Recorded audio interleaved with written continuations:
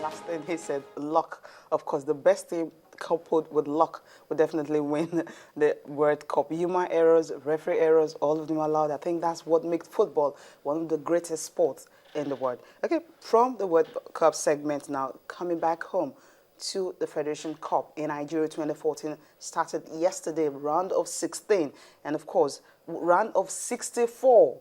And you have the big teams who actually had their games yesterday. I'm talking about the top flight clubs who are playing in the professional league. 9 of them were in action yesterday. And of course, you had Eyimba had to dig deep.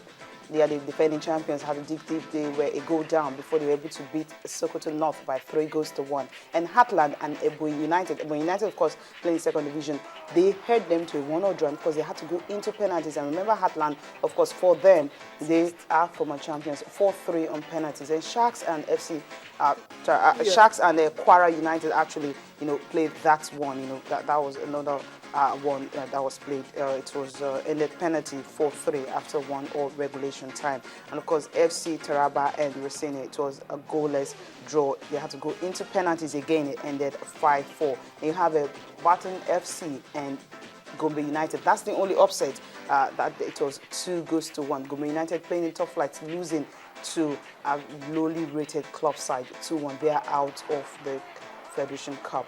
And Nembe City and CBN Cashless FC 2-0 in favor of Nembe City. Dolphins and Enigas FC 3-1 in favor of Dolphins. And Nasarawa United and Elephants, of course, it was in favor of the top flight. And Zamfara, that's Mafara United, that's the club, and the Abia Warriors 2-0 in favor of Abia Warriors. Okay, that's it coming from the round of 64 of the 2014 Federation Cup. Just move over from there now straight to this one on, Barcelona open talks for Suarez.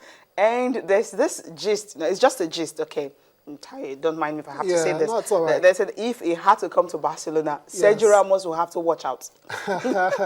No, but seriously, what we know is Suarez is going to have to sign for Barcelona. We'll have to sign an anti-bite clause. Oh. Yeah, that's more important. Yeah, because Barcelona really have to protect themselves from what could happen. Because, normally, we've not had incidents of him actually, taking a bite off his teammates. Yeah, but usually the opponent. Yeah, but when he does that, everyone is talking about. Yeah, but when he does that, he gets to miss games, and that would affect Barcelona. So Barcelona have to protect themselves from that perspective. But then what we hear now is talks have officially actually begun between Liverpool and Barcelona. Was that the reason? Was that the reason the president actually came up to say that for Suarez to have apologized? Yes. Then it's really cool of him. It's all part of it. Cecilia, believe me, it's all because what we're hearing now actually is Barcelona actually made him make that apology. Okay. Exactly. It's all part of the process and to smoothing things and ensure Suarez actually comes to the camp now. It will be very interesting how this actually pans out. Suarez living in Liverpool. All those goals, how do they make how do they make up for his absence? Yeah, I don't know. It's going to be difficult for them. Yeah, but definitely it will be a good one for him because I think Barcelona is one of the best clubs in the world, and because they have a way of actually putting their players together, and they might even make him to go through therapy that will help him in future. Because just like Jerome Vaki said, he actually needs help and not really much sanction. But the sanction is just for him to behave. Yes, but he needs more help, and he might get it at Barcelona. Yeah, you need the punitive measures as well. It's all part of it. But then it's going to take a lot of money to get Suarez from Liverpool. Buyout clause, about £80 million. With a bite? Yeah, Barcelona really paid out money. Just go for we're in a segment here.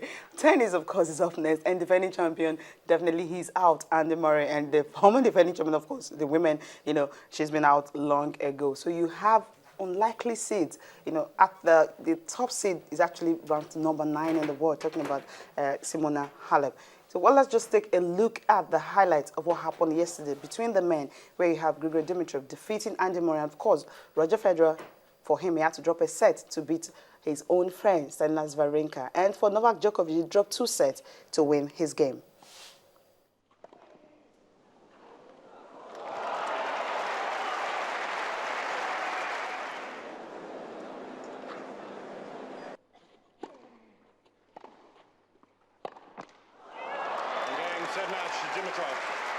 6-2.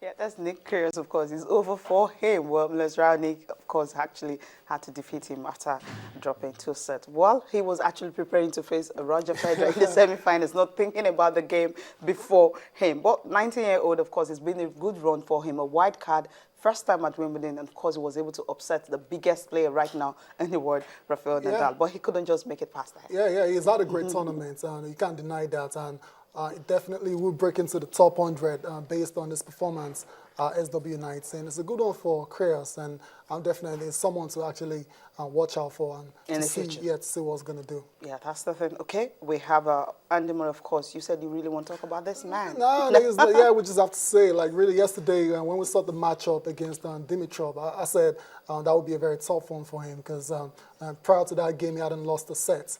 But going up against Dimitrov, the king of Queens, remember he won the tournament in Queens, and we felt, a lot of people feel actually he's the rising star in male tennis. I knew that was going to be a very good test, and yesterday he proved it on center court.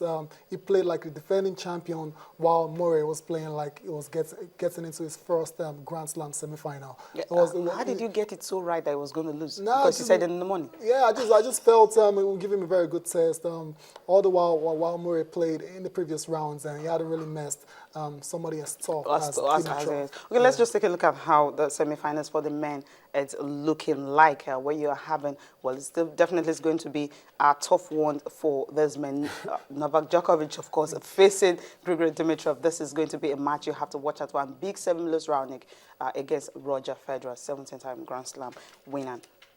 And for the women, how is it really looking like for them? Well, unfamiliar names, Eugenia Bouchard and Simona Halep. She is the highest seed left in the tournament. And you have Lucy Safarova and Petra Kvitova. Petra Kvitova, of course, likely to actually make it to the finals. And if possible, winning it. That's what I think. Yeah, I'm rooting for Bouchard. Okay, I'm rooting for Petra Kvitova. Okay, you want a new champion this time? Yeah. I just like her. She's shown consistency over the past few events. Of course, and a great one for her. She's also the most rested player. Remember, she didn't play most of the tournament before coming to All England Club. Okay, we'll leave you with Tyson Gay, of course. Not Tyson, Jocelyn Gatlin actually testing Tyson Gay to actually take a clue from his own experience. Remember, he was banned for a very long time, of course. He's back right now. All of them will be racing together in 100 meters in Lausanne, in Switzerland. That is the 7th edition of the Diamond League this season. Yeah, I really hope this time around, I hope this to be the last time we ever hear Tyson Gay and drugs in the same sentence. He really has to learn from this now. Jan Blakos is also back. Yeah, he's a talented sprinter. He doesn't need all these things. Really. He doesn't. Thank you so much for being part of the show.